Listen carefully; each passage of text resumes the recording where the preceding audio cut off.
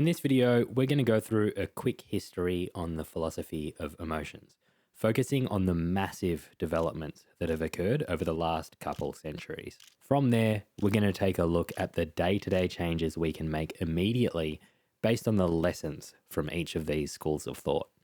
On a macro level, understanding the emotions is extremely important. I mean, if you try to quantify your current quality of life or how good a specific period of your life was, your emotions probably have a large part to play in how you'd rate your quality of life from, say, 1 to 10. But what is an emotion? If someone held a gun to your head and asked you to explain what the emotions are, you would probably find it really tough to give a half-decent definition. Listing the emotions or just saying that they're feelings or something like that wouldn't really suffice or even be insightful. If you're unable to actually explain what the emotions are, you're not alone. Over the last couple hundred years, philosophers have put forward some pretty convincing definitions and frameworks which explain the emotions, only to pass away and then be dunked on posthumously by their philosophical successors. I'd argue that in this process of development, A, we get closer and closer to a working understanding of what the emotions are, and B, each newly emerging school of thought provides valuable insight into how we can understand or define the emotions. Whether or not that school of thought leads us to the final consensus on how the emotions are defined and understood. So, after recapping historical arguments and some main theories on what the emotions are, we'll spend the rest of our time honing in on how those insights provide practical takeaways in our day-to-day lives. Hopefully, with an improved understanding of the emotions, you'll have additional tools and perspectives that immediately improve your quality of life. And because this is a fairly long video, I'll just start with some of the main conclusions, which are 1. An increased awareness of our physiological responses to stimuli is typically beneficial for our quality of life. 2. Sometimes what appear to be irrational emotions on the surface are actually just irrational beliefs. 3. The impulses of emotions can lead us towards actions that are suboptimal. Impulse control minimizes the extent our emotions lead us astray in this way. 4. Stoicism is very in vogue right now. The modern literature on emotions actually goes against what Stoicism has to say on the emotions because it really doesn't seem like the emotions are structurally irrational. And 5. Greater access to the contents of our emotions improve our ability to increase the quality of our life, which is to say, an increased emotional intelligence leads to an improved quality of life. Also, we'll run through specific tools to act on each of these conclusions, which should help improve your quality of life immediately. Also, if someone puts a gun to your head and asks you to define the emotions, you'll at least have a couple hundred years worth of theory to filibuster with and buy yourself some time. And just a note, to demonstrate the arguments and ideas, there will be frequent references to the film Good Will Hunting, because it's a film depicting a pretty big range of emotional experiences and a good way to show how the different emotional theories map onto our lived experience. So there will be spoilers. Also, if you like this video and want to see more videos like it, please subscribe.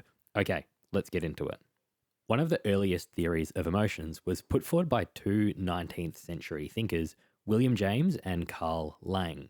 In trying to answer the question, what is an emotion, they acknowledged that what we are talking about when we speak of the emotions, like happy, sad, or angry, is the specific feeling that it is like to be subject of one of these emotional states.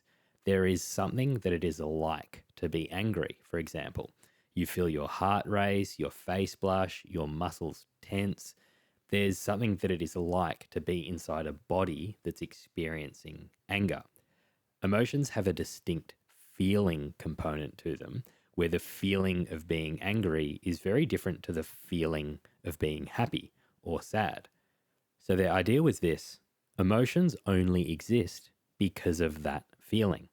And this was in contrast to the common sense or folk theory of emotion that was popular during the time. How so? Well, to understand easily, let's look at the relationship between three factors: stimuli, emotion, and physiological response. In what order do they occur? Let's look at an example from Good Will Hunting.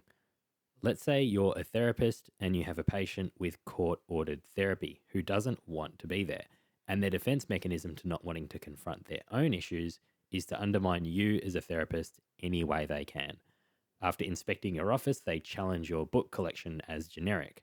They question you and ask how strong you are, and they ask how much you bench, and then harshly critique an artwork you told them that you painted.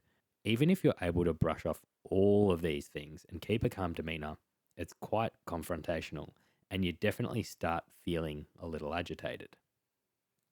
Anyway, after all that, Will, the patient, digs further into seeing that the artwork reflects a troubled state within the artist, and he implies that Sean married the wrong woman. Seeing he strikes a nerve, mentioning his wife, he implies that she left him or cheated on him. Sean's wife actually died of cancer. This understandably made Sean feel the emotion, anger. So the common sense or folk understanding of emotions might be to say, while Will was talking, Sean first started feeling angry and then he choked him. So looking at the order of how emotions were understood, the common sense or folk theory of emotion put the stimuli first, which led to an emotion, which then led to a physiological response. But the James-Lange Theory reversed this traditional response order and said, look, when faced with stimuli, we have a physiological response, and it is the response itself that constitutes the emotion. So when your dead wife is insulted, your eyes widen, your heart starts racing, and you have violent impulses. That response itself is what constitutes anger, and it came first. So to quote James, he says, our feeling of bodily changes as they occur is the emotion. And in summary of the James-Lange Theory, it's been said that emotions do not cause their manifestations, but rather emerge from them. What this theory does is it roots the nature of emotions in the body and the physiological responses that we have. While my explanation is a bit of an oversimplification, essentially the James-Lange Theory boils down the emotions to the feelings they elicit. So why would you want to support this theory? Because when we think of our emotional lives and experiences, they seem so much more complex than just knee-jerk reactions to external stimuli. There is a complexity of thoughts and ideas that interlink with our emotional states. How do you account for the thoughts in this whole process? Well, the James-Lange Theory actually allows for them. Remember the chronology of how this theory says an emotion arises. A stimuli arouses a physiological response that has a feeling component, and that is what lets us tick the box to say an emotion is present. Well, the stimuli that arouses a physiological response or feeling can be complex thoughts. Looking at an emotion that's less visceral and more complex, like the emotion of awe, you can map the James-Lange Theory onto it pretty easily. Imagine walking into the Sistine Chapel and you're struck by its scale and beauty. If you're experiencing awe while being in the Sistine Chapel, chances are you'll have a physiological response that could be observed through raised inner eyebrows, wide eyes, and a slightly drop-jawed mouth, among other things. There was actually a study on physiological changes observed while subjects were feeling awe. So, to quote the study, using this method, researchers observed that awe is often displayed through raised inner eyebrows at 78%, widened eyes at 61%, and open, slightly drop-jawed mouths at 80%. A substantial percent of people also displayed awe by slightly jutting forward their head at 27% and visibly inhaling at 27%, but smiling is uncommon, with it only showing up 10% of the time. There could even be more responses that correlate with awe that an MRI scan could identify, and it would be because of the occurrence of these physiological responses that we would say under the James-Lange Theory that you're feeling the emotion of awe. So again, this theory boils down the emotions to bodily changes and the internal feeling of them. Those alone are what constitute the existence of an emotion. But this theory doesn't exclude complex thoughts from the process of how emotions are formed. An argument for the James-Lange theory that William James himself puts forward is called the subtraction argument. So imagine any emotion, happiness, sadness, anger, whatever. Take out the feeling component of that emotion. So take out the relevant physiological response you'd associate with that emotion. Now ask yourself, what is left? So to quote James, he says, "Can one fancy the state of rage and picture no ebullition of it in the chest, no flushing of the face, no dilation of the nostrils, no clenching of the teeth, no impulse to vigorous action, but in their stead, limp muscles, calm breathing, and a placid face?" So without the feeling part, we're just left with what James calls mind stuff. And when it's just that, an emotion doesn't instinctively seem like an emotion anymore. So this theory makes a lot of sense to me when we're looking at the more visceral emotions like fear, passion, and anger, but it has a lot of objections. I'll tackle 3 of the main objections to a feeling-based theory of emotions. The first main objection is called the differentiation problem. Imagine you're talking to a girl at a bar, which can be pretty nerve-wracking, but it can also be pretty exciting. In fact, excitement and anxiety come with physiological changes that are often identical. So James-Lange theory has a bit of a problem differentiating between emotions, and a really good example is nervousness versus excitement, where the associated physiological changes are pretty much the same. So feeling-based theories of emotion can have a pretty tough time dealing with the problem of differentiating between emotions. The next 2 big objections to feeling-based theories of emotions are the objections of aboutness and rationality. Aboutness and rationality are features of emotions that feelings do not capture. The big second objection to feeling-based theories of emotions is intentionality, or as I've called it, aboutness. This objection covers the idea that emotions are about things. There's an intentionality behind our emotions. Going back to that example of Sean being angry at Will, the anger is about Will insulting Sean's dead wife. But when we look at physiological responses themselves, like a raised heart rate or a flushed face, those physiological responses aren't about anything. You could experience a raised heart rate or a flushed face and be experiencing some sort of medical emergency. So it seems like there's a problem in saying that emotions are constituted by physiological responses alone. At the end of the day, emotions are always about something. And if the core of what emotions are is physiological responses, and those physiological responses aren't about anything, it seems like this account of emotions is unable to explain how our emotions seem to be about something. So if you think about the feeling of an itch, that itch isn't about anything. Similarly, if Sean experiences a raised heart rate or a flushed face, or if his eyes widen, those physiological responses aren't about anything in the same way that the emotion of anger directed towards and about Will insulting his dead wife is. Let's go back to the James-Lange theory timeline of how an emotion is formed. You have stimuli, then physiological response, therefore emotion. But there are so many instances where you have stimuli, then physiological response, but no necessitated emotion arises. So yeah, an objection to feeling-based theories of emotions can be that a lot of our physiological states or feelings aren't about anything, but emotions are about things. So these feeling-based accounts of emotions are really missing a big part of the picture. Another big objection to feeling-based theories is that emotions are justifiable. Emotions can be rational or reasonable. I've heard this objection be called the objection of reason, correctness, rationality, or justifiability. There's a lot of different names for what is essentially the same point. In the film, Sean chokes Will for insulting his dead wife, and his outburst of anger seems pretty justified, or at least understandable. But imagine this scene happens and Will was completely wrong.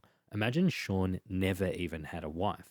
It wouldn't be reasonable or even understandable for him to get this angry because Will is insulting a wife that really never existed. In the case of the movie, his anger seems justified, but in the case of his wife never existing, his anger isn't justifiable or reasonable. So there's this sense in which emotions can be appropriate, justified, rational, reasonable, or correct, whatever you want to call it. Emotions aren't just a random feeling or physiological experience like a headache or an itch, which in no sense needs to be justified. There's no way in which you can assess a headache's rationality or an itch's rationality. They're just a physiological state you experience because your body is subject to whatever circumstance makes you feel a headache or an itch. If you feel an itch on your arm and someone's like, hey, that's unreasonable because your skin isn't even dry and it's not even windy, it's like, hey, bud, I don't know what to tell you. I felt an itch. It is what it is. And you're right. But if you feel rage to the extent that you choke someone against a wall because they say, I bet your wife cheated on you, and it turns out you've never been married, that emotion is unreasonable. Like I said, if you're just feeling a headache, there's no way in which that physiological state is reasonable or justifiable. It just is. James-Lange Theory puts emotions as just the feeling and boils emotions down to the physiological components only. But emotions aren't just that. There's an underlying justification for emotions. Our emotions represent how we interact with the world around us in a way that is different from mere feelings like a plain old headache. And that sentiment is what the objection of aboutness and rationality raise. They are two features of emotions that seem to be missed out on by accounts of emotions that attribute emotions to purely their physiological states. And as a quick side note, people who argue for feeling theories like James-Lange Theory have arguments or ways they can slightly alter their theories to accommodate for these objections. But for now, let's just move on to another theory of emotions. From the idea that feelings are emotions, over time the philosophical consensus, more or less, moved on to the idea that thoughts are emotions. So the idea was, what goes on in our heads is a lot more useful in explaining what the emotions are. The general name for these kinds of thought-based theories is cognitivism. Let's look at an example of how complex our experience of the emotions can be and the extent our thoughts influence our emotions. In the film Good Will Hunting, Will, the main character, has a fear of intimacy, and he thinks showing the real him to anyone will lead to pain. He also has a fear of abandonment, so he thinks showing people the real him will inevitably lead to rejection. His therapy sessions with Sean lead to him being able to open up, and we see that he's able to become more vulnerable and intimate with his girlfriend, Skylar, going against his fear of intimacy. But when Skylar proposes that he moves to California with her for study, this requires such a serious form of commitment that his underlying fear of abandonment kicks into overdrive. He thinks the commitment she requires presents him with two bad options. Option one, he moves to California with her, where their relationship will develop and their feelings will deepen, but because he thinks that she will inevitably leave him, the pain of breaking up with her in the future will be so much worse than if they just broke up now. And option two is just that. They break up now, because although it would be painful, Will thinks it's much less painful than when she would inevitably abandon him once she gets to know the real him. That's at least what he thinks. So his fear of abandonment manifests as the emotion of being scared, which stems from him thinking he will be abandoned. This leads to him feeling disappointed because he thinks the only way forward is to accept the inevitable loss of the relationship now. This further leads into anger, and this anger is really to just deflect from the real issue, which is his own insecurities. He channels his anger by blaming all of this on Skylar. There isn't necessarily a lot of conscious thinking here. It's more of a maladaptive defense mechanism that he's using to deflect from the much more unpleasant emotions which he does not want to confront. Like a lot of us, he probably finds the emotion of anger a less unpleasant experience than the emotions of fear and helplessness. When he places blame on her, saying she's just treating their relationship like a fling, blah, blah, blah, this is clearly bullshit, and she shuts it down very quickly. Being shut down, he just goes back to feeling scared again and literally tries to run out of the room, but she blocks him. So he thinks a way to get her to not love him anymore is to reveal the real him. So he goes into his childhood abuse and that he was adopted, revealing that a lot of what he told her about his past was a lie. With his fear of abandonment, he assumes her knowing the real him will just push her away. After all of this, when she says, "I love you," he doesn't know what to think. We see that he feels confused and shakes his head in disbelief. So, looking back at this whole process of emotions and thoughts, it's pretty easy to see how some people think emotions are rooted in the thoughts we have. Going back over my outline of that scenario, I said the word think or thought 11 times. We can see how Will went through the emotions scared, disappointed, anger, back to scared, and then confused, and these were largely influenced by the thoughts he was having. Just looking at the three objections against the James-Lange theory of differentiation, rationality, and aboutness, we can actually dismiss all three of these objections by rooting our understanding of the emotions in the thoughts that cause them. So let's go back to those three big objections to feeling-based theories and look at why this is the case. So the first objection was differentiation. Remember the example of talking to a girl in a bar where you're experiencing either anxiety or excitement, which seem physiologically indistinguishable. While we might feel the same way as we experience these two different emotions, we definitely don't think the same thoughts. The thoughts we have as we're anxious are typically a lot more negative and doubtful, where the thoughts we have as we're excited will typically be framed a lot more positively. So there's one reason for saying emotions are rooted in the thoughts. The second objection was aboutness. Our emotions are about things. They're intentional and directed towards things in the external world, where physiological responses like a headache, which is a feeling, isn't about anything. Remember the argument for James-Lange theory called the subtraction argument. If you take the feeling out of an emotion, what's left? I think most of us say whatever's left isn't really an emotion, but pure cognitivists have reframed this argument into a subtraction argument of their own. Martha Nussbaum said, "My fear's very identity as fear depends on its having an object. Take that away and it becomes a mere trembling or heart leaping." So if you look at aboutness and you take away the thing that an emotion is intended towards or about, then it also doesn't really seem like much of an emotion. If you started feeling all the physiological symptoms of fear, like a racing heart and sweaty palms or whatever, but none of that is about anything, you might not be experiencing an emotion, but just due for a visit at the hospital. Going back to the example of Sean being angry at Will in their first therapy session, Sean's thoughts are directed at Will. His thoughts were about Will and his disrespectful comments about his dead wife, and his anger was about the same thing. So cognitivism has an easier time dealing with the problem of aboutness. So our thoughts are about things. So if we root our explanation of the emotions in the thoughts we have, the way in which emotions are about things can be explained. By avoiding the aboutness objection, we might have another reason to see how someone could argue that thoughts alone are emotions. Thirdly, an objection to feeling-based theories is that our emotions are reasonable or justifiable. Like we said earlier, if Will guessed that Sean's painting indicated a depressive state and he pinned the cause of that on his wife and insulted her, but it turned out Sean didn't have a wife and never had one, then Sean's feeling of anger wouldn't be reasonable or justifiable. In fact, it would be safe to say that he probably wouldn't even feel angry.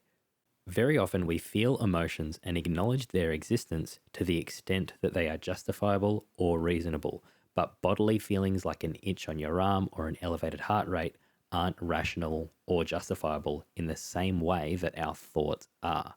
It's because our thoughts are able to be reasonable or justified that cognitivist theories of emotion don't have an issue accounting for this element of how we understand emotions. So if you feel an emotion, then find out it's not justified, the emotion will actually subside, simultaneous to your thoughts leading you away from that emotion.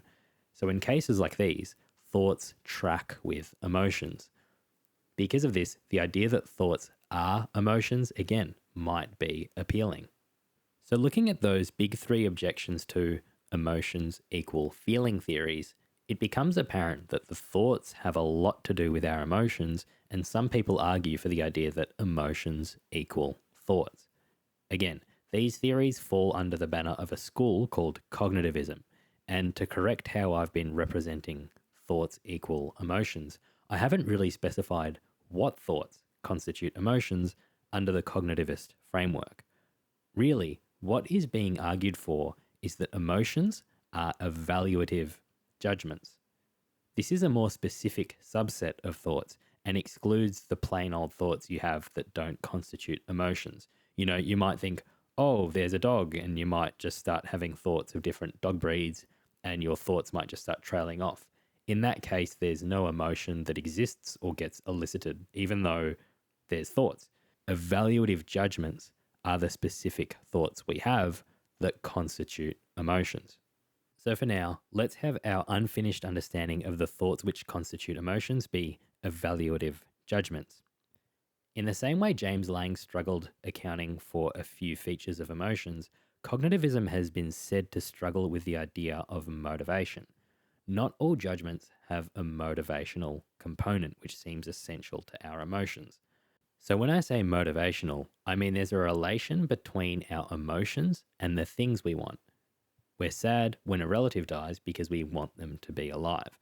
We're happy when we win the lottery because we want money. A popular take is judgmentalists have tried to address these critiques by clarifying what sort of judgments emotions are. It has been argued, for instance, that we should think of judgments as enclosing a core desire, which makes them motivational. For example, fear encloses the core desire to flee. So for the sake of brevity, let's go forward understanding cognitivism as the idea that emotions are evaluative judgments enclosing a core desire. To be clear, there's lots of forms of cognitivism that this just isn't the case for, but for the sake of our discussion now, it's more than enough.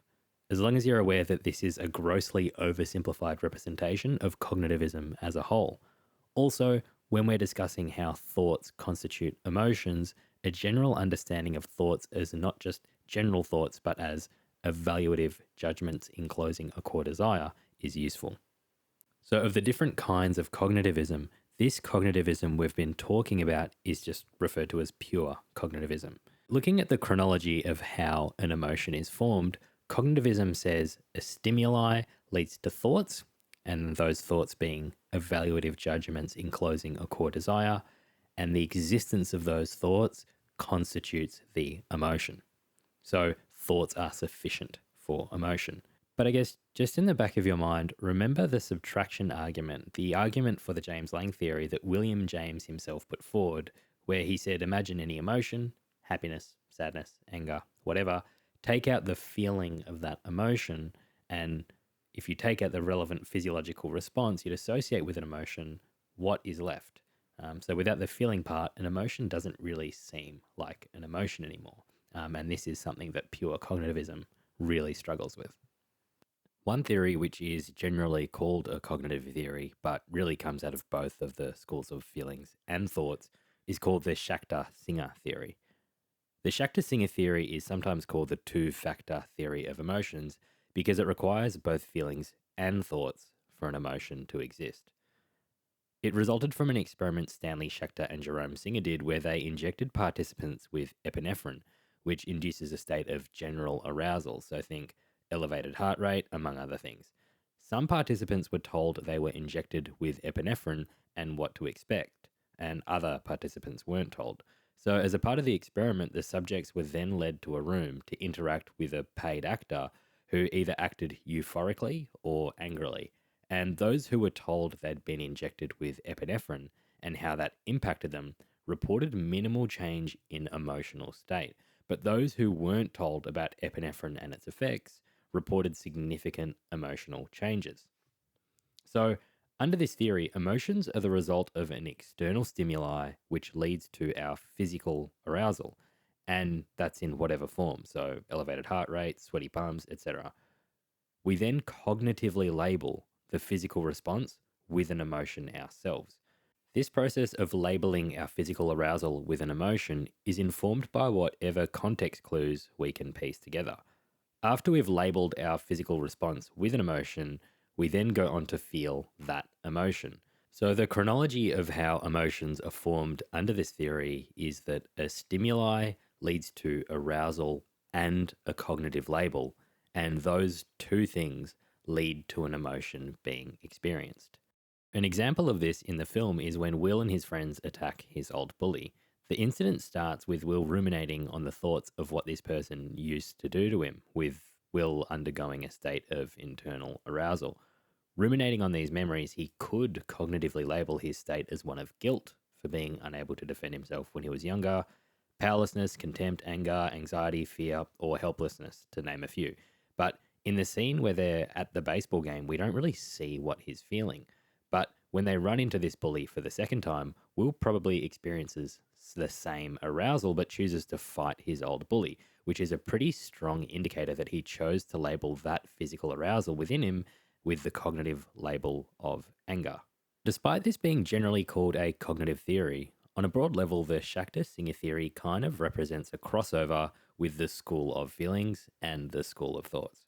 Okay, now onto appraisal theories. Here's where things get a lot more hands-on. With cognitivism, philosophy can lean on findings in the science of psychology. One area which has made some really useful progress in terms of how we can understand the thoughts that cause our emotions is appraisal theories, which is a cognitive approach to emotions within the applied science of psychology. Now, we're making a quick detour from philosophy to psychology. There's a quick distinction to make between how the two approach cognitive theories. Put simply, in philosophy, a cognitivist argues that thoughts are the essence of an emotion, or the thought itself, the evaluative judgment enclosing a core desire. The thought itself is enough to mean that an emotion is there. So, going back to pure cognitivism, stimuli leads to thoughts, therefore emotion.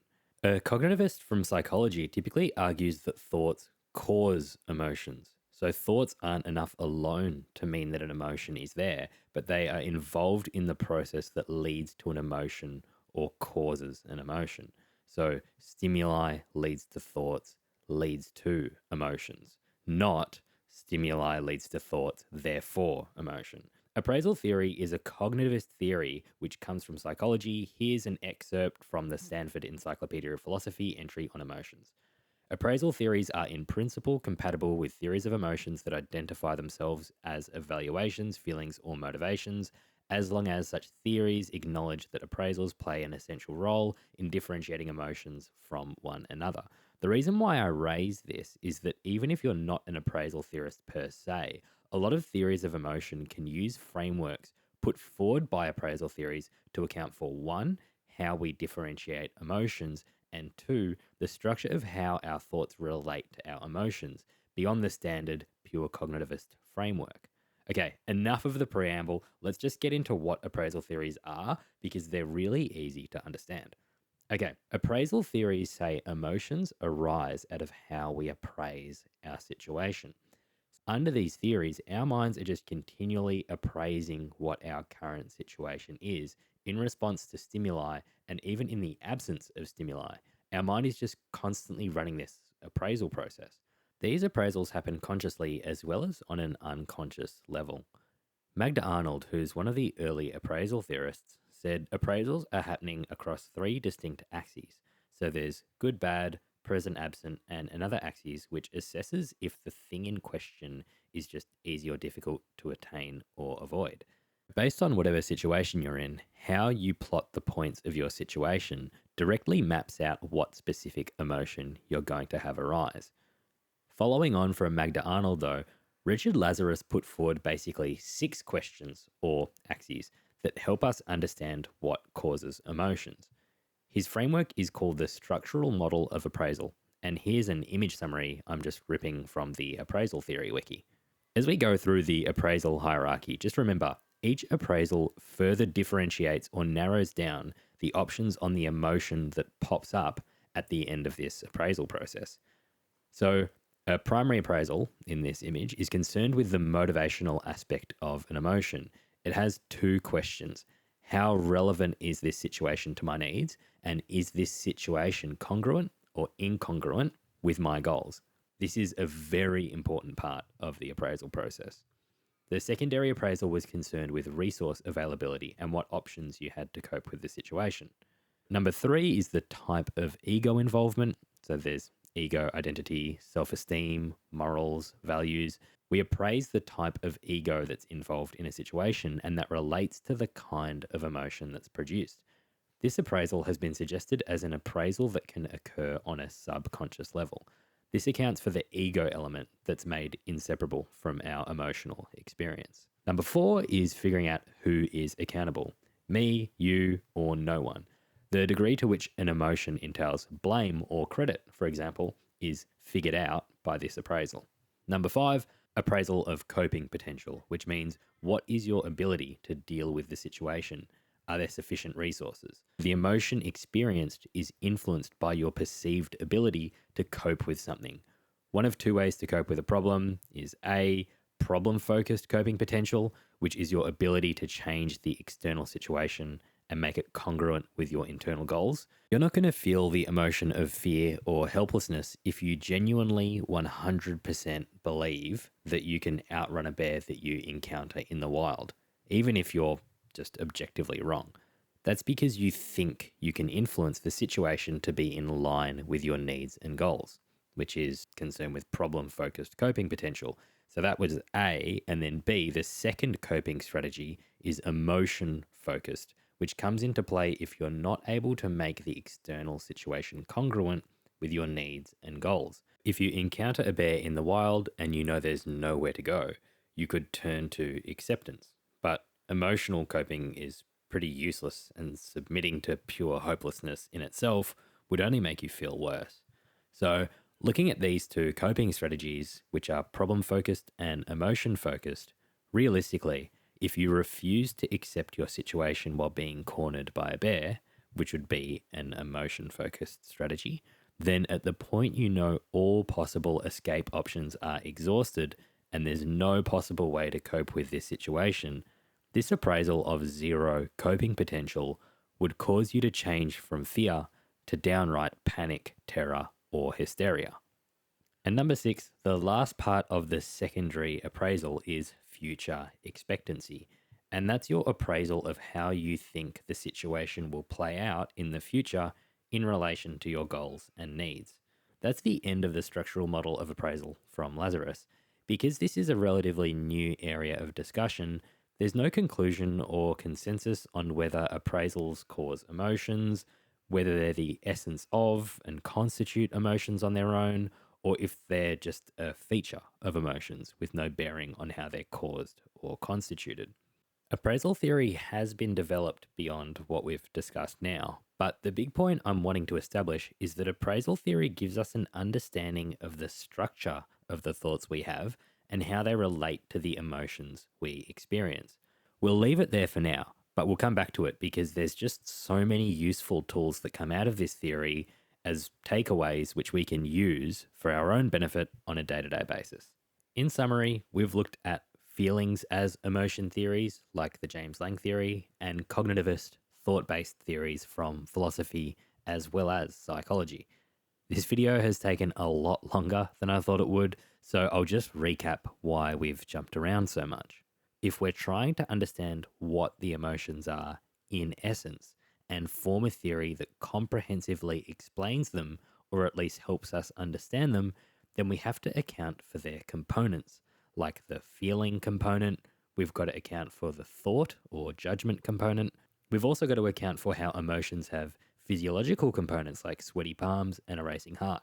There's also expressive components, motivational and behavioral components, as well as mental components. At this point, we've only really honed in on the physiological, feeling, and judgment components. Even within the last few decades, philosophy has come up with hybrid theories, which boil down the essence of emotions to a combination of thoughts and feelings, rather than just one or the other. There's even currently a trend which argues that emotions are actually motivational instead of being feeling or thought-based.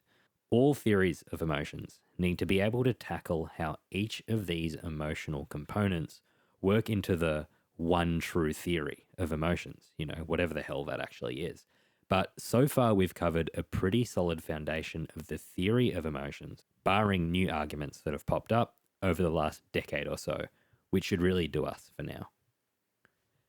I think one of the most common digs at philosophy is that it makes no progress, or it's just arguments with no answers.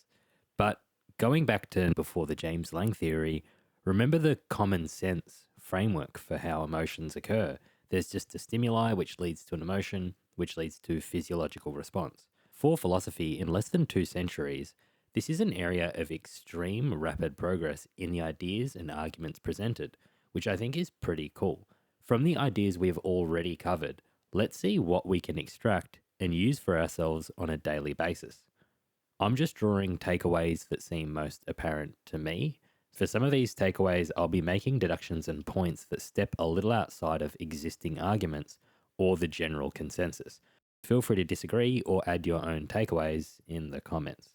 Going through the theories chronologically, I'll start with my weakest takeaway of the lot, which comes from the James-Lange Theory. I won't spend too much time on it, but the idea is this. 1. James-Lange Theory is true. This premise is necessary to establish the argument and supposes the chronology of emotional formation, which is stimuli leads to physiological response, aka feelings, equals emotions. 2. We are sometimes unaware of the physiological states which lead to our emotions. And then these 2 points lead to the idea that an increased awareness of our physiological responses to stimuli leads to an increased awareness of our emotional state, as per the James-Lange Theory's formulation of how emotions are constituted. All this is saying is that physiological responses constitute our emotions, and we're sometimes subject to emotions without really being aware of them, but we could have been aware of them had we paid more attention to our physiological responses. Just anecdotally, you can probably think of a time where you snapped at someone or were impatient for no good reason. But had you paid attention to your physiological state, maybe you were experiencing racing thoughts or an elevated heart rate and were actually experiencing the emotions of stress or anxiety for whatever reason. Had you been more aware of your physiological responses, you would have had a better insight into your current emotional state of anxiety, maybe prior to snapping at a person or being impatient. The following premise would be that typically an increased awareness of the unnoticed emotions which negatively influence emotional states and behaviors is beneficial for our quality of life. This allows for a better informed management of your emotions. This premise is quite challengeable from a few angles. Firstly, on a case-by-case basis, so you might have a simmering anxiety about your finances, which makes you irrationally go out and purchase a lottery ticket hoping to win big. Now, on balance, that's a bad behavior which negatively impacts your financial health. But if you end up winning the lottery, it was, at least on a case-by-case basis, a positive action. So there's that.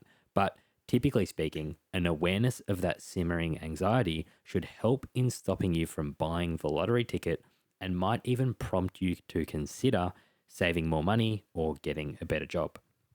A second way this premise is challengeable is that some emotions are associated with atypical mental states, such as mental health disorders. So depression and anxiety, for example, are not positive mental states to experience. Arguably, an increased awareness of unnoticed negative emotions will only amplify the negativity of that experience. But for less severe cases of these states, I think an increased awareness of our emotions helps us tackle our worsening mental state earlier in its process of snowballing into something much worse. While this premise can be challenged, if we hedge by qualifying the premise, then typically an increased awareness of the unnoticed emotions which lead to negative emotional states and behaviors is beneficial for our quality of life. So an increased awareness of anxiety before it blows up into a full-blown panic attack is typically a good thing for us. And an increased awareness of anger before it turns into a regrettable outburst is typically a good thing for us. Taking all these positions, If James-Lange theory is true, an increased awareness of our physiological state leads to an increased awareness of our emotions. If we are more aware of the emotions that negatively influence our emotional states and behaviors, they become easier to manage and our quality of life typically improves. All of this leads to the conclusion an increased awareness of our physiological responses to stimuli is typically beneficial for our quality of life, if all above is true. You may be in a committed romantic relationship, and an increased awareness of your physiological state may help you identify the emergence of an emotion like resentment. You may have minor disagreements or arguments, but be able to identify an internal state of disproportionate anger, like tightness in the chest, elevated heart rate. Armed with this awareness, you can act in a way that is more likely to improve the quality of that relationship by addressing the underlying issue. The idea that an increased awareness of our physiological responses to stimuli is beneficial really seems applicable for emotions that tend to creep up on us, like those associated with anxiety, depression, or anger. How do we actually increase our ability to be aware of our physiological states and responses? Anecdotally, I think body scan meditations are great. What is a body scan meditation? Well, it's a type of meditation where, as the practitioner, you actively scan your body for sensations which include but aren't limited to physical pain, tension, and discomfort. Typically, you start from the head and work your way down, or you start from your feet and work your way up. Looking at studies, as a quick caveat, there aren't really any current studies showing a direct link between the practice of body scan meditations and an increase in awareness of our physiological responses. But there are, however, a lot of studies demonstrating the benefits of specifically MBSR, which is mindfulness-based stress reduction, which often incorporates body scan meditations as part of their overall program. Like we flagged before, this meditation works for managing an emotion that creeps up on us, anxiety, aka stress. And on MBSR specifically, MBSR is moderately effective in reducing stress, depression, anxiety, and distress, and in ameliorating the quality of life of healthy individuals.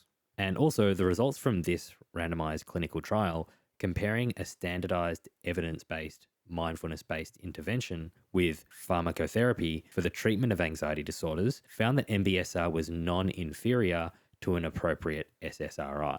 If this sounds like something you're interested in or you think you'd benefit from, just pop in body scan meditation into any search engine or download a meditation app which has one.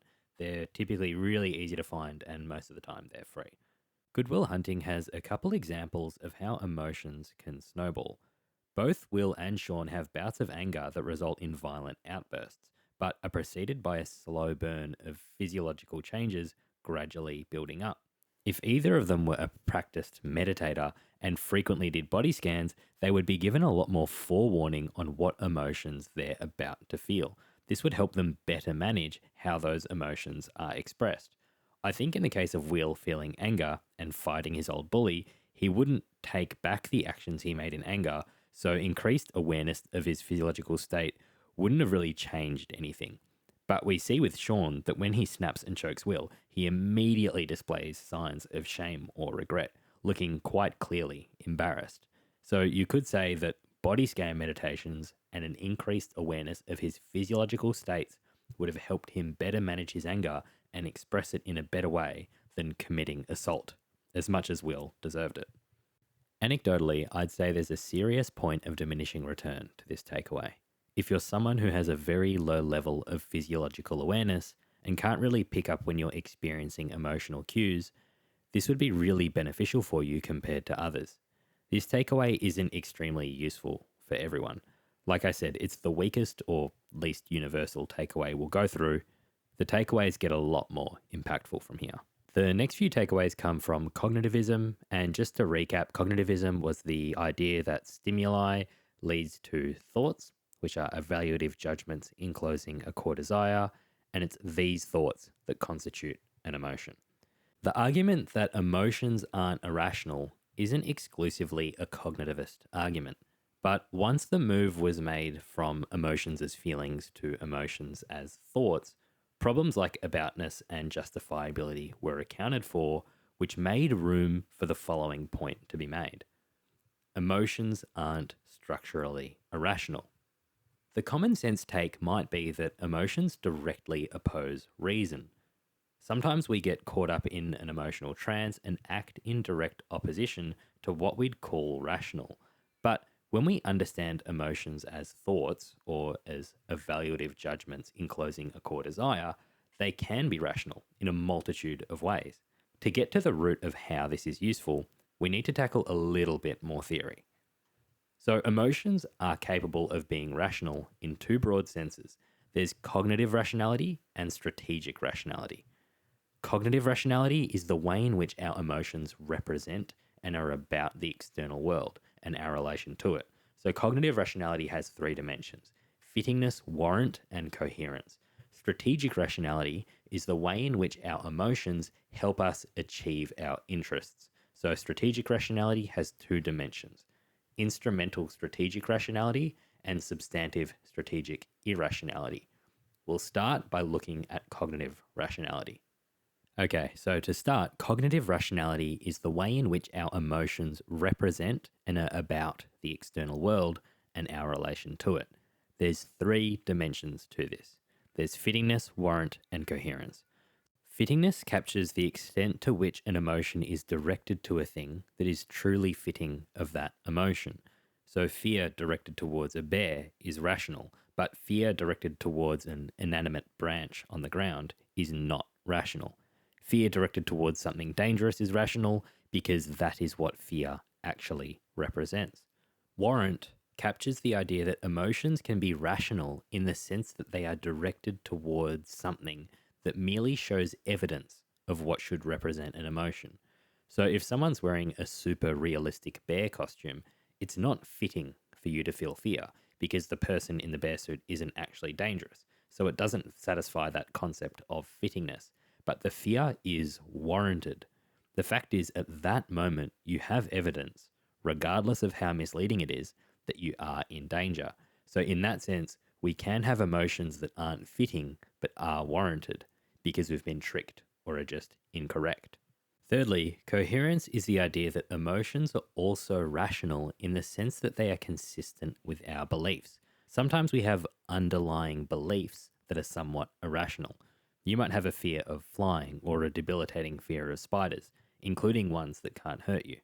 I personally have a fear of flying, but I'm not stressed when driving, which is statistically more dangerous. While my fear of flying is irrational at a glance, the emotion of fear towards flying in a plane is actually rational when looked at from the lens of coherence, because if I believe flying is dangerous, I should feel fear. The belief that flying is extremely dangerous might be irrational, but when you hold that belief, the emotion of fear that accompanies that irrational belief isn't irrational in the sense that your emotion is coherent with your set of beliefs. Taking a step back and looking at all the ways that emotions can be cognitively rational, I think coherence is the best lead on how we can improve our quality of life by improving the, quote, rationality of our emotions. Coherence shows us that sometimes what appear to be irrational emotions might actually just be irrational beliefs. There are so many kooky ideological beliefs people hold that lead to things that appear to be an expression of irrational emotions on the surface. But as an exercise in empathy, we could actually reframe a lot of these as reasonable expressions of emotion given their underlying irrational beliefs. Jumping into different cultures, if you saw someone in a fit of rage stoning someone to death, on the surface you could interpret this as someone experiencing disproportionate and irrational emotions, but what's at the root might actually be an irrational belief set regarding retributive justice. This perspective is so much more constructive because it can help identify what's at the root of something like this, which might be their cultural norms. So if you wanted to prevent public stonings, you might have more success in educating people or convincing them of how retributive justice is bad instead of just offering free anger management classes. It's the belief that's the issue, not so much the emotion. When looking outward at others, you might find it easy to understand their irrational emotions as irrational beliefs. But it's funny because looking inward, a lot of our own emotions are rooted in extremely stupid beliefs. Schema therapy tackles some of the ways we hold false beliefs that come to influence our behaviors. So, the beliefs we hold, which can be irrational and very often are called schemas. From the wiki, in cognitive psychology, a schema is an organized pattern of thought and behavior.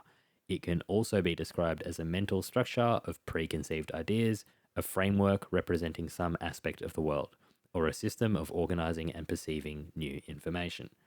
The Schema Therapy Institute gives some examples of what some of our schemas can be. Some are, I'm unlovable, I'm a failure, people don't care about me, I'm not important, something bad is going to happen, people will leave me, I will never get my needs met, I will never be good enough, etc., etc. This is kind of the whole point of the movie Good Will Hunting. Throughout the film, Will does a bunch of dumb shit. He punches a cop, throws away really good job opportunities, and breaks up with his dream girl. All of these irrational actions seem to stem from the irrationality of his emotions. But really, a lot of these self-destructive and irrational actions stem from an irrational belief. Namely, that he is a fundamentally flawed person who is unlovable and at fault for his past trauma. He lives his life day to day with a set of schemas reinforcing this. So the final breakthrough for Will being that Sean repeats, "It's not your fault," with him repeatedly rejecting and then finally accepting that statement, is basically him confronting and shedding the schemas he holds. This relieves him of any burden they place on him psychologically. It's not like doing this fixes him overnight per se, but it definitely sets him down the path for a better life. Whatever set of schemas you hold, your emotions are going to be more or less rational in the sense that they will be consistent with your beliefs. That's the idea of coherence, which we ran through. But if you have an irrational belief or schema, you might start acting in a way that really fucks up your life.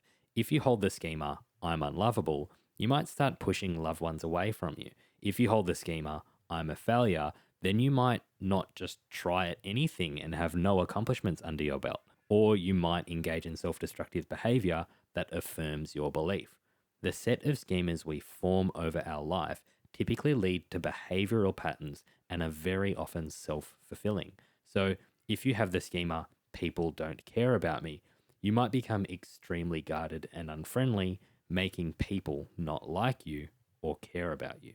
The takeaway here should be that if you want to correct irrational beliefs, which are causing expressions of emotion that appear to be, quote, irrational, then you should go to therapy and might benefit from schema therapy specifically. But that's not available to everyone. And I think self-led reading into schema therapy and even doing DIY worksheets, which can easily be found online, is a great takeaway as long as you pair it with reflection on the expressions of emotion you have that really stand out to you. This DIY approach definitely isn't a quick fix, but neither is therapy. And if you identify some of the schemas that are causing negative patterns in your life and check in with how you are doing with them on a somewhat frequent basis, I think you'll already get a lot out of this idea. So the takeaway is really just identify your schemas. This is a really good resource for clinicians, not patients. So obviously I need to put the caveat that you should really go and see a licensed practitioner for all of this. But if you're interested in DIY unearthing some of your schemas, then this questionnaire highlights categories where your responses are elevated. For example, you might have an elevated unrelenting standards score or have a high score in abandonment. So if this is the case, you should reflect and try and unearth some of your schemas here. Someone who scores high in unrelenting standards might have a schema that sounds like, I should become the best at whatever task I put my mind to. And someone who scores high in abandonment might have a schema that sounds like, people won't like me if they get to know the real me. These are examples of how an elevated score can help you identify schemas yourself. I'm only suggesting that this resource helps you direct your attention towards areas where you may hold less rational schemas. This is a philosophy discussion, not a psychology one, So while there is an unavoidable overlap for this topic, my educational background is in philosophy, not at all psychology. To tie it back into the philosophy, it's schemas that are the core beliefs we hold, which can honestly be some pretty irrational beliefs in and of themselves. They make us go on to feel certain emotions and act in ways that could be understood as irrational. The philosophical concept of coherence shows us that if we are to place the blame of irrationality on either emotions or beliefs, sometimes the culprit for where our irrationality lies is actually in the beliefs we hold. Schema therapy offers an interesting framework to understand how these irrational beliefs negatively impact our quality of life and how we can address them. A starting point in addressing the negative repercussions of whatever schemas you hold is to, obviously, identify them. In Good Will Hunting, Will identifying and addressing his schemas is what led to the movie having a happy ending. Him identifying that he's not fundamentally at fault for past trauma helped him work towards addressing his fear of abandonment and thinking that him being abandoned is inevitable because he is a fundamentally flawed person. And if he did not identify or address those core beliefs, he would have likely continued down the path of rejecting intimate relationships and self-sabotage. That takeaway came from looking at the dimensions of cognitive rationality when discussing emotions. Now let's look at strategic rationality and its dimensions. Emotions are also rational through the way in which they help us achieve our goals and interests, and this encapsulates the idea of strategic rationality. First off, there's instrumental strategic rationality. Typically, emotions nudge you toward taking actions that accomplish your goals, broadly speaking. Expressions of sadness can elicit charity, and expressions of anger can accomplish intimidation. Does it make sense to experience anger towards the specific customer service person you're talking to? Is it them in particular that is responsible for your inconvenience if you've just had a shitty experience? Probably not. But expressing anger towards them can sometimes escalate the issue to the only person that can solve your problem. Secondly, there's the element of substantive strategic irrationality. Some argue that emotions have this feature because emotions push us with impulsiveness, and sometimes, if not often, we employ suboptimal means directed towards an end because of them. Normally, when we think of the ways in which emotions are irrational, we think of ways in which we express or act on our emotions and just end up shooting ourselves in the foot. Very often, these examples correlate with impulsiveness. So, if you get angry and say something you regret, you're being strategically irrational in this sense. You might be pointed towards a rational goal or end, but you're pursuing that end in a suboptimal manner. That being said, if we look at the function of emotions, they very often hone in our attention and simplify the decisions we make. So if you see a bear and feel fear, your options are shrunk down to, do I run, stand still, or fight? In this adrenaline-fueled state, you might ignore all the cues that the bear in front of you is just someone in a semi-realistic bear suit, so you might run. Now that's technically irrational in the strategic sense, but it gives a case where being irrational might even be better than taking the chance on being right and walking up to the bear to see if there's any stitches on its fur to check if it's fake. Because if it's not, you're probably dead. The impulsiveness of emotions can serve a function, but it can also manifest in irrational ways. Irrationality arises from impulsiveness and suboptimal means directed towards an end. The idea of substantive strategic irrationality shows us that when we're impulsive and latch onto the actions that our emotions nudge us toward, we may not end up where we want to. Keyword in all of that being impulsive. So if we're able to stop ourselves from being impulsive, then we're less likely to be negatively impacted by this dimension of strategic irrationality. To summarize the idea in a sentence, the impulses of emotions can lead us towards actions that are suboptimal. A practical takeaway here would be to find something proven to reduce impulsiveness, aka improve our impulse control. Our impulse control can be improved with cognitive reappraisal. Cognitive reappraisal is a specific skill which often falls under the scope of cognitive behavioral therapy, in treatment for anxiety and depressive disorders. Let's take a quick look at the literature on CBT, cognitive behavioral therapy, and how it helps us improve our impulse control through cognitive reappraisal. And also, let's quickly touch on how to use this skill ourselves.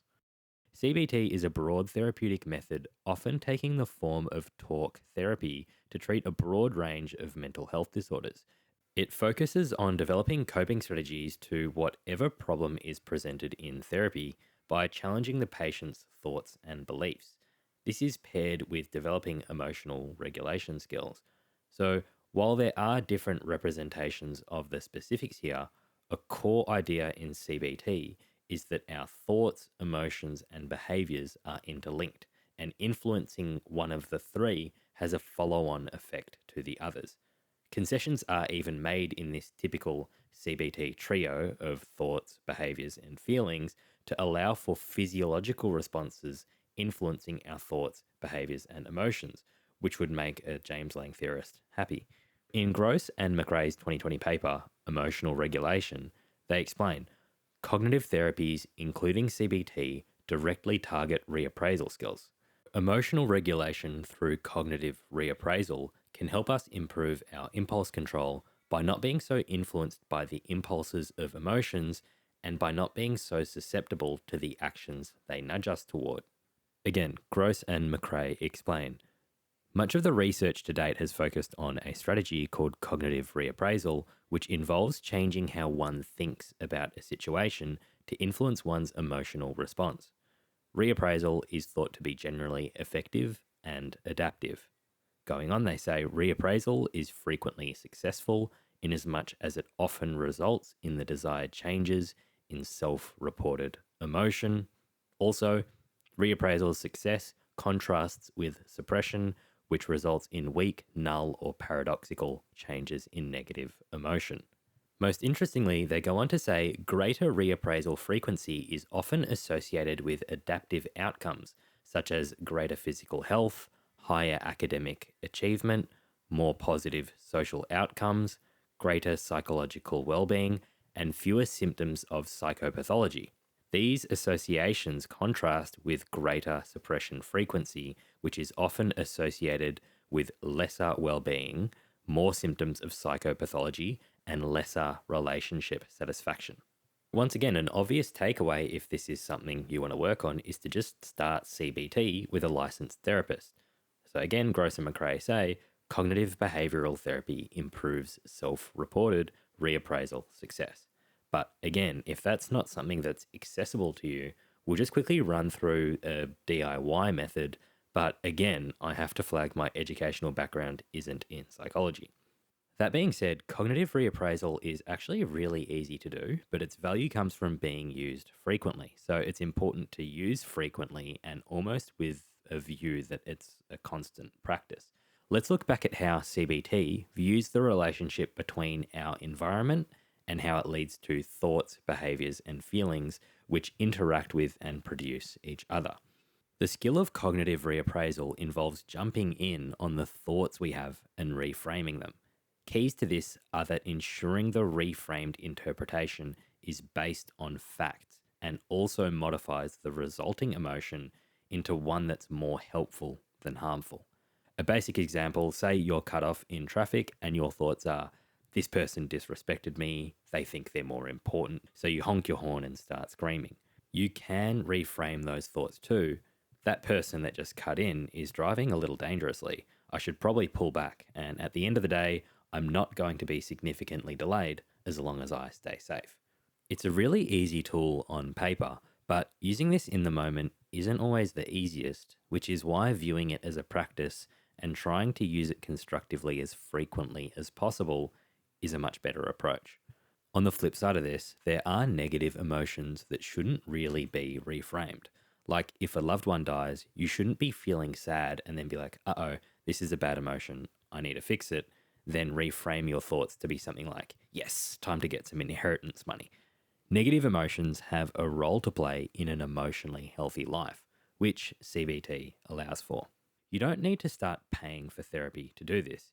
You can do self-led reading into this cognitive reframing idea further, But really, all you need to do is conceptualize CBT's representation of the emotional and behavioral landscape. Then remember that you're jumping in to reframe your thoughts, which will change how you feel and act. Funnily enough, in Good Will Hunting, there are a lot of examples of poor impulse control that we've already looked at. So when Will fights an old bully, eventually punching a cop, obviously bad impulse control. When Sean chokes Will in their first therapy session, when Will has an angry outburst because Skylar suggests he moves to California with her. But if we look at each of these examples, Will's rage, for example, could be relabeled to a lot of other healthier emotions like pity, pride, or disgust. He could direct pity or disgust toward the bully for who he was or still seems to be. He could feel pride for how far he's come personally and that he's no longer vulnerable to the kinds of abuse he suffered from this guy as a child. When Sean choked Will, he could similarly feel pity or disgust toward Will, but more realistically, after someone insults your dead wife, leaping from rage to pity is a pretty tough ask. But reappraising his rage as frustration, annoyance, or contempt may be a healthier way to manage how he feels and would probably lead to a less violent expression of emotion. Will also has an angry outburst because Skylar suggests he moves to California with her because he's unable to confront his own fear of abandonment. In cases like this, we can see that reappraisal can sometimes be a bad thing, especially if used as a get out of jail free card for a yucky feeling emotion. For Will to not acknowledge and address his fear of abandonment, he can't really grow. The healthy management of our emotions doesn't necessarily mean we detach or reappraise every unpleasant emotion into a more pleasant one in the moment. In fact, in his angry outburst, Will clues us in that he thinks Skylar is just dating him as a fling and he'll become one of her exes who came from poverty that she'll be able to talk about to her eventual, more well-off husband to show that she has character and isn't just an elitist. Looking at this emotion wheel, which shows a broad range of emotions and their proximity to each other, his expression of being ultimately scared or feeling rage could be reappraised to a feeling of insecurity, inferiority, or inadequacy. This reappraisal would help him get to the core of his issues, and while he would be reappraising from one unpleasant emotion to one that's equally or more unpleasant, his reappraisal to feeling inadequate in this scene would have just led to more discussion and would have grown their relationship, rather than having him leave in a burst of rage and him punching the wall. A requirement for being able to do reappraisal more constructively, like in this example, is to have a broad emotional vocabulary. So to feel something uncomfortable that initially seems like fear, to then be able to reappraise that fear as insecurity or inadequacy requires that the list of emotions you can call on in the moment is fairly extensive. So familiarizing yourself with a more complex range of emotional vocabulary and something like this emotion wheel is extremely beneficial. Without this, your ability to use and develop the skill of reappraisal is very limited. All of this being said, by looking at the dimensions of rationality to emotions, we reached a midway point at the idea that emotions aren't structurally irrational. From there, we concluded that where we see emotions being irrational, they should be examined under two lenses. Firstly, coherence. This idea helped us realize that what appear to be irrational emotions might just be irrational beliefs. We can use schema therapy to unearth some of our fundamental and irrational beliefs. Secondly, the dimension of substantive strategic irrationality showed us that the impulsiveness of emotions can nudge us towards suboptimal actions. So to combat this, impulse control can be improved through cognitive reappraisal and more generally, cognitive behavioural therapy. Another general takeaway from the school of cognitivism relates to the general movement of Stoicism. So Stoicism has gained popularity alongside the recent rise in cognitive behavioural therapy, which itself is influenced by ancient Stoic ideas. Stoic philosophy valued living a life of virtue and subsequently prioritized living with reason as one of the ideal guiding principles for our decision-making process. Now, as a disclaimer, I'm talking about Stoic philosophy originating in ancient Greece, not modern pop Stoicism. So the Stanford Encyclopedia of Philosophy says the Stoics famously argued that emotions are false judgments. For example, fearing a tiger would involve the false judgment that one's endangered life is important, whereas the sage should be indifferent to everything except virtue. I think when we look at all the ways in which emotions can be cognitively rational and strategically rational, it's hard to think they're just false judgments that we should detach from. In her interview with thedailystoic.com, Martha Nussbaum said, actually, the most fertile idea of the Stoics, in my view, is their analysis of emotions as containing evaluative thoughts about what is most important for one's well-being. That view I find basically correct, though in need of a lot of further work. Their normative analysis of emotions seems wrong to me, namely that we should get rid of them all. And again, if we accept the idea that emotions aren't structurally irrational, why would we want to? In their paper, The Western Origins of Mindfulness Therapy in Ancient Rome, Kavana, Riva, Nakinovich, and Seri say, the Stoics placed considerable emphasis on the practice of focusing attention on the activity of our executive function or ruling faculty. By focusing attention on the seat of our sphere of control in the present moment, it is possible to distinguish clearly between our voluntary cognition, volition or moral choice, and our automatic thoughts or involuntary impressions. In turn, the practice of attention or Stoic mindfulness allows to take more ownership for voluntary cognition and adapting an attitude of greater detachment and indifference towards automatic thoughts, which are often the main source of distress. This has a lot of overlap with the idea previously discussed of cognitive reappraisal. But I think on a deeper level, the recommendation of the ancient Stoics, which is one of complete detachment from emotion in our decision making, actually leads us to miss out on a lot of the wisdom that's enclosed within our emotions. Remember how a pure cognitivist might understand an emotion as being an evaluative judgment enclosing a core desire. If we detach ourselves from the feelings that inform us of our core desires, that might not be the most nuanced or optimal approach to navigating our emotions. When we're able to tune in to our emotions and make decisions informed by them, our decisions should be better pointed towards our core desires, and by extension, our well-being should be improved. In short, yes, the Stoics were right. Our emotions can make us act irrationally sometimes. But no, it's not the best thing to detach from them altogether.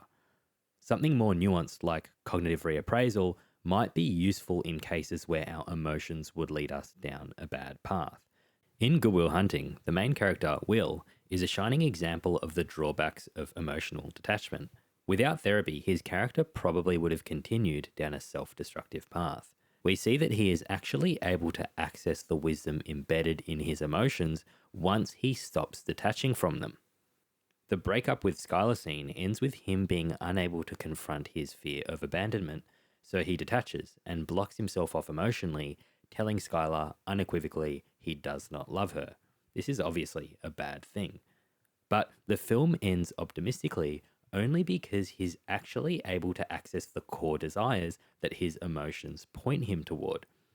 When he's presented with a really well-paying job opportunity, it's only because he is informed by the wisdom of his emotions that he comes to understand and accepts the core desire enclosed by his emotion, love.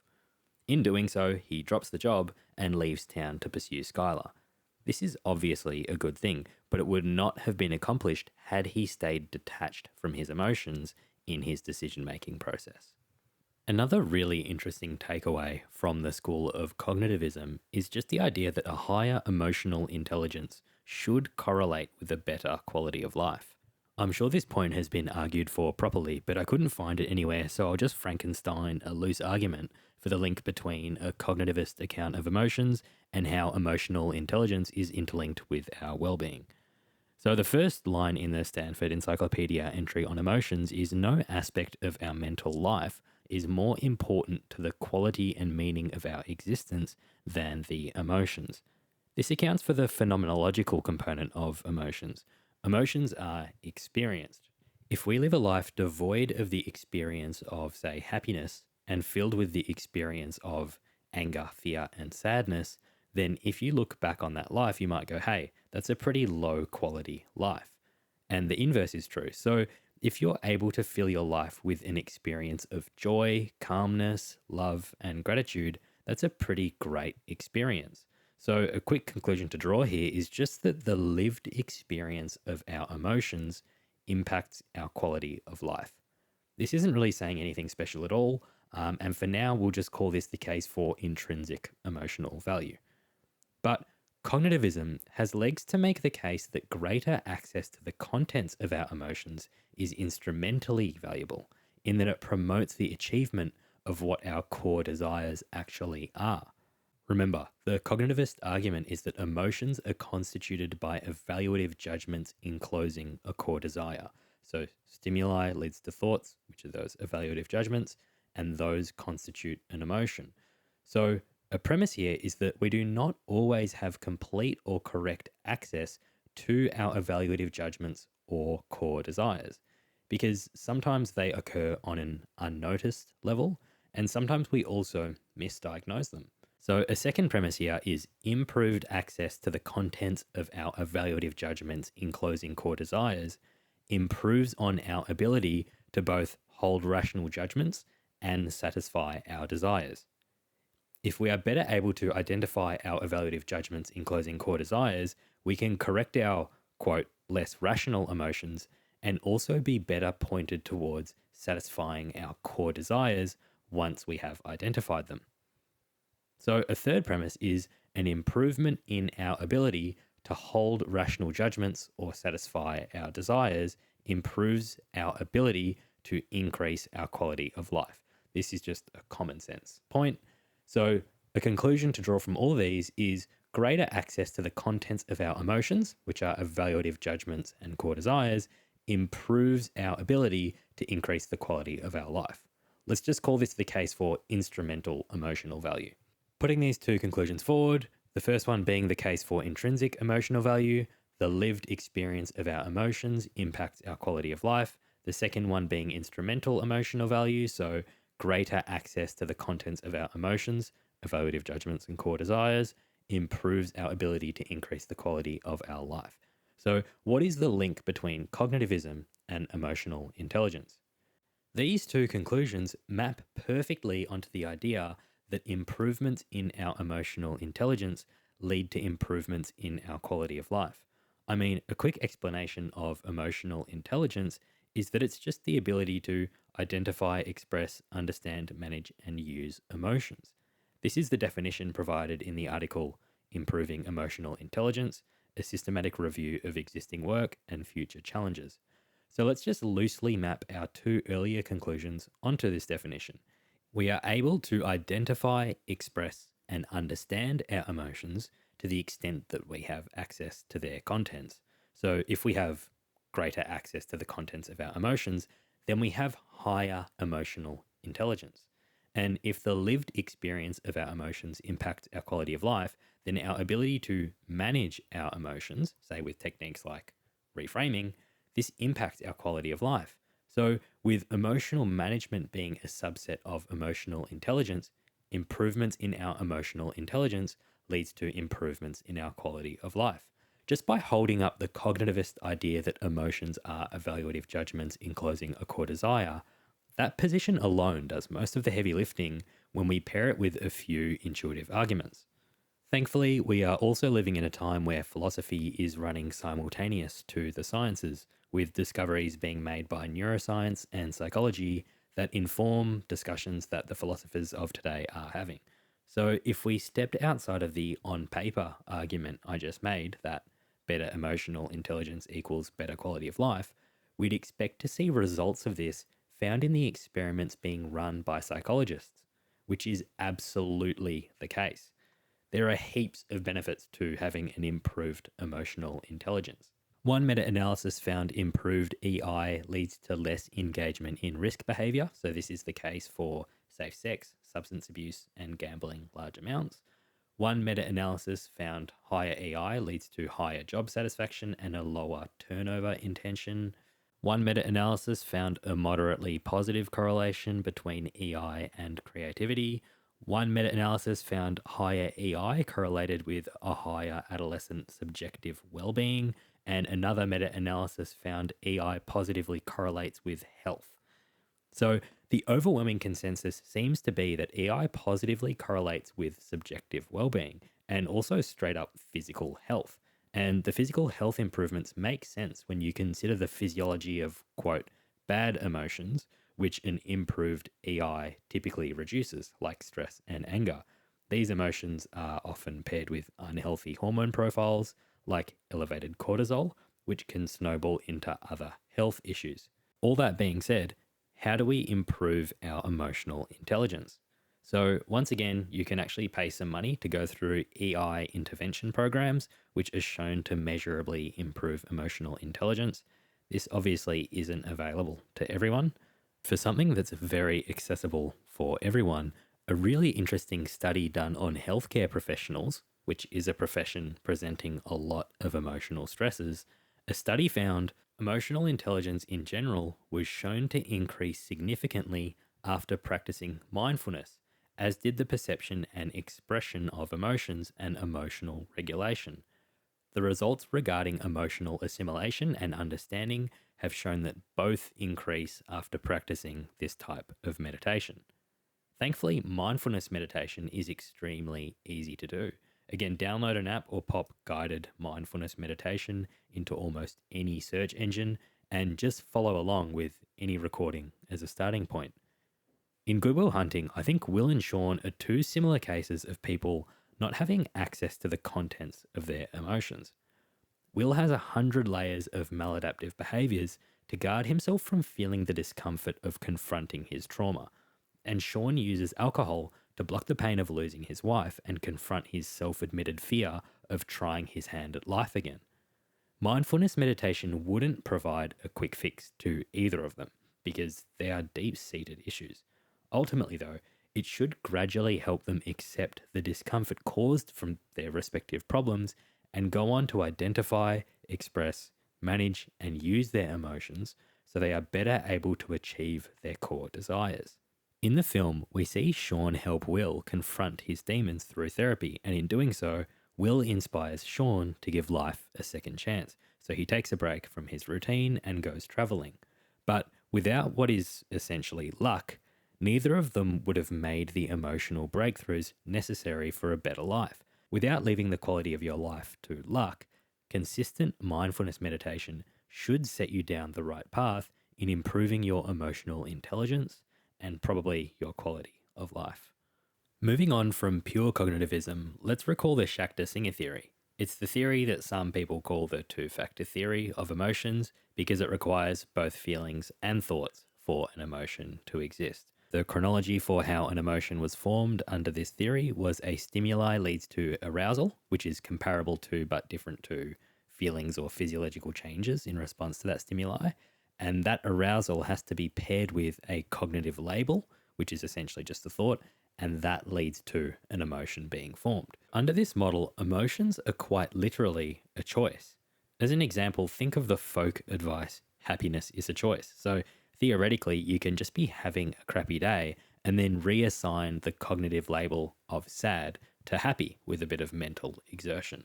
Looking at the structure of the Schachter-Singer theory, an emotion is just the result of arousal from a stimuli and then whatever cognitive label we attach to that situation. So if we don't like an emotion that results from this process, arguably we can just relabel at will. This sounds a bit like a repeat on the tool of cognitive reframing, which was discussed before. We reached cognitive reframing as a technique that helps us improve our impulse control and minimize the extent that emotions sometimes push us towards actions that are suboptimal or even harmful for our well-being. I won't go too much more into depth on this. I just found it very cool that the same takeaway can be arrived at by going down the rabbit hole on two completely separate schools of thought on the emotions. So as said earlier, Will and Sean could have reappraised their anger and rage as disgust or pity. We also see that Will feels guilt for his intelligence and the opportunities it presents, feeling like he would be betraying his friends by leaving them for better work. After being given permission by his friend to accept a job and being told that it is okay to feel gratitude for his abilities and opportunities, we see his guilt reframe almost immediately into gratitude, with him accepting a position almost immediately after this interaction with his friend. If Will was better practiced at reappraisal, he may not have had to wait for external approval and just reframed this himself. Okay, so let's move on to a takeaway from appraisal theory. Remember, it comes from the field of psychology, not philosophy, and comes with a key distinction. Just to rehash, appraisal theories are, in principle, compatible with theories of emotions that identify them as evaluations, feelings, or motivations, as long as such theories acknowledge that appraisals play an essential role in differentiating emotions from one another. Okay, so appraisal theorists say emotions arise out of how we appraise our situation. OGs from this school were Magda Arnold and Richard Lazarus. The chronology of how they understood emotional formation was that a stimuli led to a set of appraisals, which then led to an emotion, and this process could then be followed by reappraisal. The actual image I've been using to represent the appraisal theory is called the Transactional Model of Stress and Coping by Richard Lazarus. So without retreading too much old ground, cognitive reappraisal as a skill is extremely useful and relevant to this theory of emotions. Clinically, cognitive behavioral stress management coaching programs have literally mapped their curriculum over Lazarus's model, with reappraisal playing an important part. Once again, this is a kind of program that can be paid for, but by consistently practicing cognitive reappraisal ourselves, we don't necessarily need to pay for a course. That being said, I'll link a resource in the video description. Cool. So after going through the takeaways from the theory, there are some really practical tools we can start using straight away, like meditation in the form of mindfulness meditation and body scan meditations. We can also DIY a bit of schema therapy and practice cognitive reappraisal ourselves. These tools tackle different dimensions of the emotional landscape, but ultimately help us just live a life that's more in line with our values, therefore improving our quality of life. I'll quickly summarize all of the takeaways that we took from the theory covered in the first half of the video. From James-Lange Theory, we argued that an increased awareness of our physiological responses to stimuli is typically beneficial for our quality of life. So to help us improve this awareness, we can practice body scan meditations. Improved awareness in this area helps us pick up on and address emotions easier and earlier.